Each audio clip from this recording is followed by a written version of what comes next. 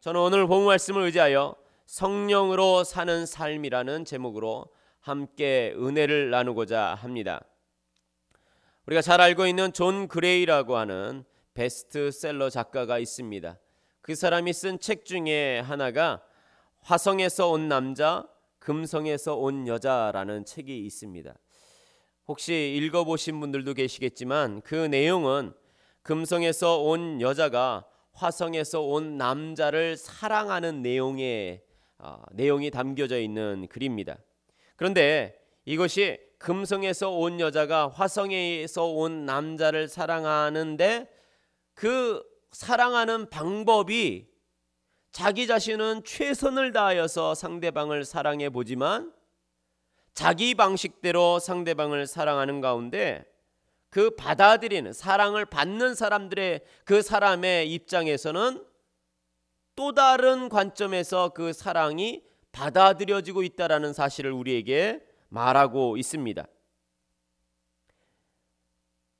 여자가 남자를 사랑하는 데 있어서 남자를 위하여서 화성에서 온 남자를 위하여서 최선을 다하여서 사랑을 하지만 받아들여지는 그 남자의 입장에서는 그 사랑이 감격스러운 것이 아니라 오히려 짜증스러운 것으로 느껴지고 있다라는 사실을 우리에게 표현하고 있습니다.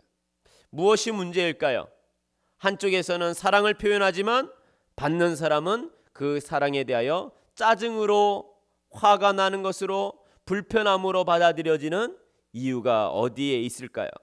그것은 사랑을 베풀고 있는 사람이 사랑을 받는 사람, 상대방을 헤아리는 마음이 없기 때문이라는 것입니다. 상대방이 무엇을 원하는지, 어떠한 사랑의 표현을 원하는지, 어떠한 것을 필요로 하는지를 생각하지 않고 자기 방식대로, 자기 마음대로, 자기의 만족대로 상대방을 표현하는 사랑의 모습이 있기에 이것은 올바른 바른 사랑의 표현이 아니다라고 볼 수 있는 것입니다. 금성에서 온 여자의 화성 남자를 사랑하는 것은 그 두 행성 간의 거리만큼 너무나도 큰 차이가 있었던 것입니다.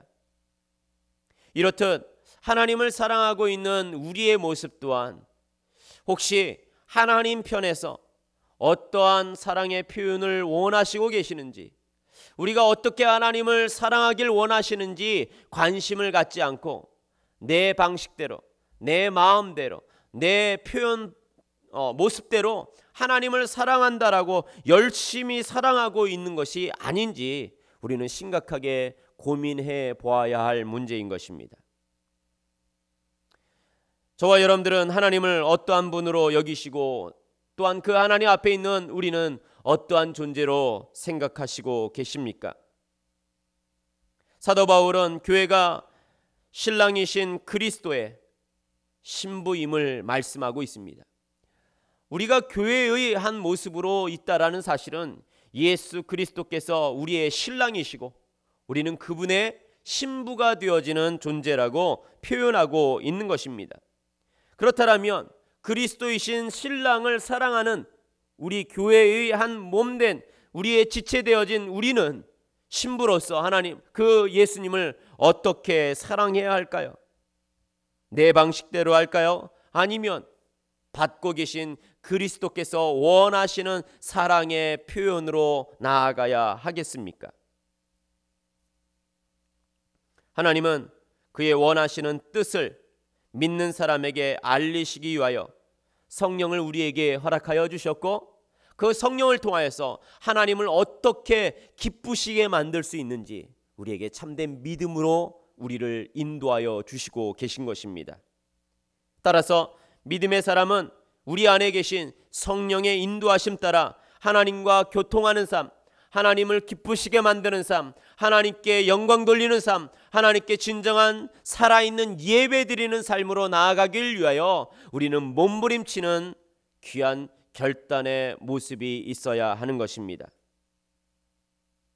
그렇다면 오늘 본문 말씀을 통하여서 과연 그 성령께서 우리로 하여금 하나님을 기쁘시게 만들고 하나님을 진정으로 사랑하는 사람들의 모습은 과연 무엇인가 함께 살펴보고 우리의 삶을 점검하며 새로운 결단으로 하나님께 온전한 믿음으로 하나님을 기쁘시게 만드는 삶이 되시기를 간절히 축원드립니다. 첫 번째, 그리스도 그분을 믿는 사람들의 모습은, 그분을 사랑하기를 원하는 사람들의 모습은 어떠한 모습일까요? 첫 번째, 24절에 이렇게 말하고 있습니다.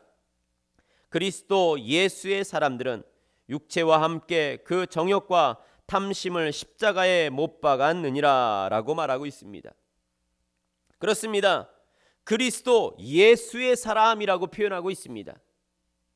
그것은 그리스도로 하나님께 속하여진 사람, 다시 말하여 그리스도께서 십자가에 핏값을 주고 사신 예수 그리스도의 몸된 하나의 지체가 되어진 우리들을 말하고 있습니다. 쉽게 말해서 그리스도인이 된 자들에게 말하고 있는 것이죠. 하나님의 자녀가 되어진 우리에게 선포합니다. 그러한 사람들은 어떠한 모습이라고요? 육체와 함께 그 정욕과 탐심을 십자가에 못 박은 사람이다 라고 말하고 있습니다. 그리스도 예수의 사람들은 우리의 육체뿐만 아니라 정욕과 탐심을 십자가에 못 박은 자라고 정의 내려지고 있는 이 참된 의미가 우리는 무엇인지 고민해 보아야 합니다. 우리가 읽지 않았지만 예수 그리스도에 속하여진 사람들은 22절과 23절의 말씀을 통하여서 성령의 열매 맺기를 위하여서 우리의 인생의 목표를 다시 설정하고 있는 사람이다라고 우리에게 가르쳐 주고 있습니다. 내가 원하는 열매를 맺기 위하여서 살아가는 것이 아니라 하나님께서 우리에게 원하시는 성령을 따라 성령이 요구하시는 성령의 열매를 맺기 위하여 우리의 삶을 새롭게 정립하고 있는 삶이다라고 가르쳐 주고 있습니다. 그러한 사람은 육체의 소욕을 버리고 성령의 소욕을 따르는 삶을 살기 원하는 삶입니다. 이들은 성령을 쫓아 행하기를 위하여 육체의 소욕을 처복종시키기를 위하여 하나님 앞에 몸부림치는 삶을 사는 삶입니다. 우리가 읽지 않았지만 16절에 이렇게 말합니다. 내가 이르노니 너는 성령을 따라 행하라. 그리하면 육체의 욕심을 이루지 아니하리라. 할렐루야. 우리의 삶에 두 가지가 있습니다. 육체를 따라가는 삶이 있는가 하면 성령을 따라 살아가는 삶이 있다라고 하나님은 우리에게 가르쳐 주시고 계십니다. 무엇을 말씀하고 있습니까? 우리의 육체의 소욕이 나의 모든 삶의 영역을 이끌어 가느냐, 아니면 나의 삶의 영역을 내 안에 살아계신 성령께서 이끌어 가시느냐의 문제가 우리에게 있다라는 것을 말씀하고 있습니다. 이 자리에 있는 우리 모두는 우리 안에 살아계신 성령께서 우리의 마음과 생각을 주장하셔 성령의 이끄심대로 나아가셔서 성령의 열매를 맺는 풍성한 삶을 살아가시기를 주님의 이름으로 축원드립니다. 그렇다면 그러한 자들이 육체와 함께 그 정욕과 탐심을 십자가에 못 박았다라고 하는 그 표현은 우리에게 무엇을 말씀하고 있는 것일까요? 먼저 우리에게 두 가지를 말하고 있습니다. 정욕과 탐심을 십자가에 못 박은 사람이다 라고 정의 내리고 있습니다. 그렇다면 여기에 나오고 있는 정욕과 탐심은 무엇이겠습니까? 정욕이란 원어를 따지자면 우리 안에 있는 죄성을 이야기합니다. 내가 무의식 중에 그저 내 안에 있는 죄성이 나로 하여금 그냥 반응하게 만드는 죄의식을 말하고 있습니다. 내가 생각하든지 생각하지 않든지 간에 내 마음과 생각과 또 내 행동 속에서 그냥 불이불식 내 안에서 죄의 생각과 죄의 마음과 죄의 행동을 갖게 만드는 죄의 근원적인 것을 말씀하고 있는 것입니다. 무엇인가 볼 때 나도 모르게 죄의 생각을 갖습니다. 나도 모르게 죄의 마음을 품습니다. 나도 모르게 죄의 고백으로 그저 주워 담지 못할 이야기를 쏟아져 내어놓게 만듭니다. 나도 모르게 내 안에 있는 죄성이 나로 하여금 행동하게 만드는 그러한 모습들이 이 말씀으로 정욕에 해당하고 있는 것입니다. 그렇다면 그 다음에 나타나고 있는 탐심은 무엇입니까? 내 안에 있는 죄성으로 말미암아 내가 아직도 죄의 올무에 매여 있지만 믿음이 또한 내 안에 있습니다. 그래서 끊임없이 그 죄성과 내 안에 있는 믿음이 성령의 소욕이 싸우고 있지만 그럼에도 불구하고 내 의식적으로 이 정도 그냥 넘어가면 되겠지, 이 정도 타협하면 되겠지, 오늘만 그냥 다음으로 미뤄두고 오늘은 내 앞에 있는 유익을 위하여서, 내가 이기기 위하여서, 내가 사람들에게 인정받기 위하여서, 나의 영광이 나타나기 위해서 이 정도는 괜찮을 거야 하는 내 의식적인 타협과 의식적인 죄를 범하고 있는 모습이 바로 탐심이라고 하는 언어의 어원을 가지고 있는 것입니다. 그렇습니다. 사도 바울은 예수 그리스도에 속하여져 있는 믿음의 사람들은 이렇듯 우리 안에 있는 죄성으로 물들어져 있는 우리의 정욕과 또한 우리의 마음으로 세상에 타협하며 끊임없이 죄의 모습으로 살아가고 있는 우리의 연약한 삶을 다 어디에 못 박으라고요? 예수 그리스도의 십자가에 못 박은 자가 되는 사람의 모습이다라고 말씀하고 있는 것입니다. 사랑하는 성도 여러분들, 십자가에 못 박는다라는 것은 무엇입니까? 우리가 죄에 대하여 하나님 앞에 우리는 철저히 그것이 죽은 것이다라고 인정하며 하나님 앞에 은혜를 구하는 삶을 말하고 있는 것입니다. 바울은 로마서 6장 6절의 말씀에 이렇게 말합니다. 우리가 알거니와 우리 옛사람이 예수와 함께 십자가에 못 박힌 것은 죄의 몸이 멸하여 다시는 우리가 죄에게 종노릇하지 아니하려 함이다 라고 가르쳐주고 있습니다. 우리가 옛사람이 십자가에 못 박혀 죽은 것은 우리가 더 이상 죄의 종노릇하는 사람이 되지 않기 위함이다 라고 가르쳐주고 있는 것입니다. 할렐루야. 우리는 그저 내 안에 있는 옛 모습 그대로 동일하게 지금도 어제나 오늘이나 내일이나 똑같은 모습으로 살아서는 절대 안 됩니다. 오직 예수 그리스도의 그 은혜를 받은 자는 죄에게 종노릇하는 삶을 살지 않게 하여서 예수 그리스도의 십자가 앞에 나의 옛 것을 다 못 박고 이제는 새 옷을 입어 내 안에 살아계신 성령의 인도하심 따라 순종하는 삶을 결단하는 삶이 되어져야 하는 것입니다. 저와 여러분들 삶 속에 이러한 결단으로 주님 앞에 철저히 내가 이제는 살아있는 것이 아니라 죽었노라고 철저하게 고백하며 새로운 삶으로 나아가시기를 주님의 이름으로 축원드립니다. 그렇다면 두 번째, 그렇게 그리스도와 함께 연합되어 이제는 더 이상 정욕과 탐심이 우리 안에 있지 아니하고 십자가에 못 박은 새로운 삶을 추구하는 자들은 과연 어떠한 새로운 삶이 우리의 삶을 이끌어 가야 되겠습니까? 두 번째, 그러한 믿음으로 새로운 삶을 살기 원하는 사람들은 바로 성령의 삶으로 나아가는 것, 성령이 이끌어 가시는 새로운 삶을 살아가야 한다라는 것을 가르쳐 주고 있습니다. 25절 말씀에 이렇게 말합니다. 만일 우리가 성령으로 살면 또한 성령으로 행할지니 라고 말하고 있습니다. 그렇습니다. 말씀을 통해서 우리에게 가르쳐준 것은 무엇입니까? 성령으로 산다라는 것입니다. 성령으로 산다.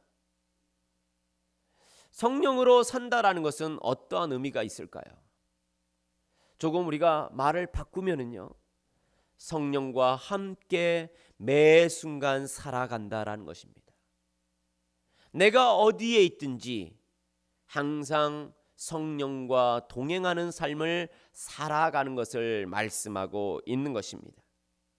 그렇습니다. 성령이 없는 자는 우리 안에 예수 그리스도의 생명을 맛볼 수 없습니다.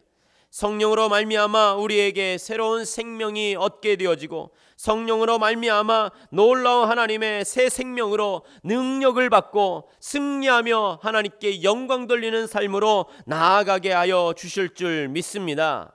아멘. 하나님께서는 우리에게 주신 그 성령으로 말미암아 그 새로운 생명이 열려지는 것뿐만 아니라 능력으로 이길 수 있는 권세를 허락하여 주신다고 말씀하고 있는 것입니다. 그렇다면 과연 우리는 우리의 삶 속에 성령과 함께하는 삶을 살고 있느냐라는 것이죠. 청년들을 지도하다 보니까 이렇게 말합니다. 청년들이 이렇게 이야기하죠. 하나님이 나와 항상 동행하신다라는 게 너무나도 좋을 때도 있지만 때로는 부담스러울 때가 있습니다. 그러는 것입니다. 야, 좋을 때가 있으면 다 좋아야지 왜 부담스러울 때가 있냐라고 물어보니까, 힘들고 어려울 때는 하나님이 함께 하시고 성령의 인도하심이 있다라는 게 너무나도 든든하고 감사하고 기쁨이 되지만, 좀 친구들이랑 놀러 갈 때는 같이 안 가셨으면 좋겠다라는 것입니다. 어딜 놀러 갈길래 하나님이 같이 안 가셨으면 좋겠냐? 끝까지 물어보았습니다. 그랬더니 베시시 웃으면서, 목사님 아시면서 그렇습니까? 아시면서 왜 묻습니까? 이렇게 이야기하는 것입니다. 그렇습니다. 놀러 갈 때, 좀 세상 친구들과 클럽 갈 때, 또 세상 친구들과 좀 술을 마실 때, 세상 친구들과 좀 무엇인가 마음의 양심에 거리낀 일을 할 때에는 성령께서 내 옆에 있지 아니하시면, 좀 하나님이 그냥 눈을 감고 계셨으면, 이러한 마음이 든다라는 것입니다. 어떤 친구는 이렇게 이야기합니다. 매 이 음식을 먹을 때 늘 고민이 된다고 합니다. 왜 고민이 되냐? 하나님께 감사의 기도를 드리고 밥을 먹고 음식을 먹는 게 합당한데 무슨 고민이 되냐? 그러면 목사님, 술을 마실 때도 기도하고 먹어야 합니까? 제가 뭐라고 얘기했겠습니까? 당연히 술 마실 때도 기도하고 먹어라. 성령이 은혜를 주실 줄 믿습니다. 사랑하는 성도 여러분들, 우리가 성령과 함께 한다라는 것은 이런 의미입니다. 내가 어느 순간에만 성령과 함께하고, 이 순간은 하나님의 눈을 가려서 하나님이 모르시겠지, 하나님 잠깐 이 입구에서 기다리십시오, 제가 들어갔다 나오겠습니다, 이러한 마음이 아니라는 것입니다. 내가 좋은 말을 하고 하나님을 찬양하고 하나님을 예배하고 말씀을 선포하는 때에만 성령이 나와 함께 하시고, 다른 사람들과 쑥덕쑥덕 다른 사람의 이야기를 하며 무엇인가 불평과 불만으로 정죄하는 말을 할 때에는 하나님 귀를 좀 막아 주십시오, 그런 것이 아니라 매 순간순간마다 성령이 나와 함께 하심이 나로 하여금 새로운 삶을 살아가는 이유가 되어지는 것을 우리에게 가르쳐 주고 있는 것입니다. 그렇기 때문에 사도 바울은 이렇게 말합니다. 우리가 성령으로 살면 또한 성령으로 행하게 되어진다라는 것입니다. 성령과 함께 동행하는 삶이 이루어지면 내 삶이 성령 때문에 새로운 삶을 살아갈 수 있는 능력이 나타나게 되어진다라는 것입니다. 사랑하는 성도 여러분들, 성령이 우리에게 임하시면 우리에게 권능이 임하여 옛사람이 죄의 소욕이 우리의 주인이 되어지는 것이 아니라 성령이 우리의 삶을 주관하여 새로운 삶이 되어지는 것뿐만 아니라 하나님이 원하시고 기뻐하시는 사명을 감당하는 삶이 되어지게 만드실 줄 믿습니다. 사도 바울은 갈라디아서 2장 20절 말씀에 내가 그리스도와 함께 십자가에 못 박혔나니 그런즉 이제는 내가 산 것이 아니요 오직 내 안에 그리스도께서 사신 것이라. 이제 내가 육체 가운데 사는 것은 나를 사랑하사 나를 위하여 자기 몸을 버리신 하나님의 아들을 믿는 믿음 안에서 사는 것이다 라고 그는 고백하고 있습니다. 우리 안에 무엇이 살아있다고 말하고 있습니까? 내가 살아있는 게 아닙니다. 나는 이미 십자가에 예수 그리스도와 함께 이미 죽었다라는 것입니다. 나는 이제 죽었노라. 나는 살아있는 것이 아니라 내 안에 내가 죽어있고, 오직 이제는 내가 살아있는 이유는 내 안에 살아계신 예수 그리스도를 위하여 사는 새로운 삶의 목표가 있다라는 사실을 믿음으로 고백하고 있는 사도 바울의 고백이 이 자리에 있는 저와 여러분들의 하나님의 귀한 자녀로서 고백되어지시기를 주님의 이름으로 축원드립니다. 우리 안에 있는 정욕과 탐심이 십자가에 못 박혀 사라지고 우리 안에 있는 성령으로 말미암아 새롭게 되어 그분과 동행하는 삶이 성령으로 말미암아 새로운 능력의 삶, 승리의 삶, 열매 맺는 삶, 하나님의 사명을 감당하는 삶으로 나아가시기를 주님의 이름으로 축원드립니다. 사도 바울은 여기에서 멈추지 않습니다. 마지막으로 그렇다면 성령과 함께 새로운 삶을 산다라는 것은 과연 우리의 삶의 영역 속에 옛 모습 속에 어떻게 구체적으로 우리에게 적용할 수 있느냐라고 우리에게 마지막 언급하고 있습니다. 그것은 무엇입니까? 헛된 영광을 구하는 삶이 아니라는 것을 가르쳐주고 있습니다. 26절 말씀에 이렇게 말합니다. 헛된 영광을 구하여 서로 노엽게 하거나 서로 투기하지 말지니라 라고 말씀합니다. 우리 안에 있는 이 육체의 소욕으로 말미암아 탐심과 정욕으로 말미암아 부패되어진 우리의 삶이 어떠한 삶을 추구하게 만든다고요? 하나님의 영광을 위하여서 살아가는 것이 아니라 어떤 영광을 구한다고요? 헛된 영광을 구하는 삶을 살게 만든다라는 것입니다. 우리는 먹든지 마시든지 무엇을 하든지 간에 하나님의 영광을 위하여서 사는 존재가 되어져야 합니다. 이를 믿으십니까? 그런데 지금 무슨 영광을 구한다고요? 그 하나님의 영광을 구하는 삶이 아니라 헛된 영광을 구하는 어리석은 삶을 살게 만든다라는 것입니다. 어떤 자가요? 성령에 함께하지 못하는 자, 성령과 함께 행하지 못하는 자가 헛된 영광을 구하는 자다라고 가르쳐주고 있습니다. 그러면 헛된 영광을 구하는 사람은 구체적으로 어떠한 모습일까요? 바로 서로 노엽게 하거나 또 서로 투기하는 자의 모습이다라고 말씀하고 있습니다. 바울은 갈라디아 교회 안에 성령을 따라 행하지 아니하고 헛된 영광을 구하여 서로 시기하고 질투하고 당을 만들고 너는 어디에 속하여 있느냐, 너는 어디에 줄을 서고 있느냐, 당파를 나누어서 분열되어지고 교회가 깨어지는 그 고린도 교회 성도들을 향하여서 그것은 곧 헛된 영광을 구하는 삶이다라고 엄중히 꾸짖고 있음을 발견하게 되어집니다. 그렇습니다. 서로 시기하고 질투하여서 서로가 노엽게 하고 투기하게 되어져서 서로 다투게 만드는 그 일 때문에 우리는 교회 안에 여러 어려움이 있고 결국은 그 그리스도의 몸된 공동체가 깨어지고 있는 이 시대 속에 있는 수많은 교회들을 보게 되어집니다. 이것이 지금의 문제가 아니라 고린도 교회의 모습으로부터 시작하여서 끊임없이 이 시대 주님이 다시 오실 그때까지의 교회의 모습이 되어지게 만들어져 있습니다. 왜일까요? 헛된 영광을 구하는 이들이 있기 때문이라는 것입니다. 사랑하는 성도 여러분들, 과연 나는 어떠한 영광을 위하여 지금 살아가고 있는지 심각하게 나를 점검해야 합니다.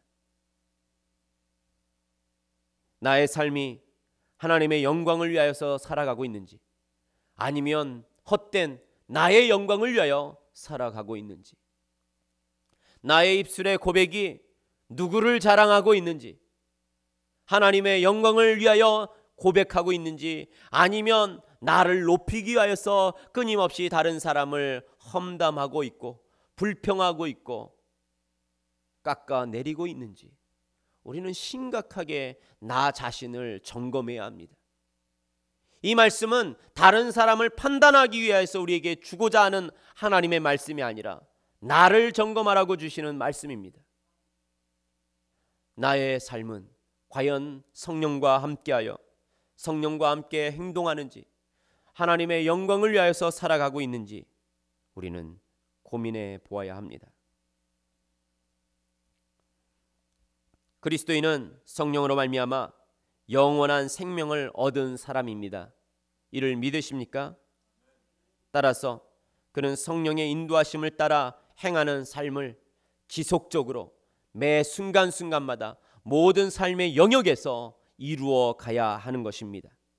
성령을 따라 살지 않는 사람은 믿음의 모습이 연약하여져서 쓰러질 수밖에 없고 넘어질 수밖에 없고 죄 가운데 살아갈 수밖에 없습니다. 저와 여러분들의 삶이 성령님과 함께 동행하셔서 날마다 성령을 따라 행하시고 성령을 따라 하나님의 영광을 구하시고 또한 성령을 따라 열매 맺고 하나님을 기쁘시게 만드는 믿음의 삶이 되시기를 주님의 이름으로 축원드립니다. 그리하여 여러분들의 개인의 삶이 아니라 개인의 삶뿐만 아니라 여러분들의 가정과 섬기시는 교회와 또한 여러분들의 삶의 모든 영역 속에 풍성한 열매 맺어 하나님의 상급을 받는 저와 여러분들의 삶이 되어 부흥의 역사가 나타나고 하나님께 쓰임받는 믿음의 일꾼 되시기를 주님의 이름으로 축원드립니다. 기도하겠습니다.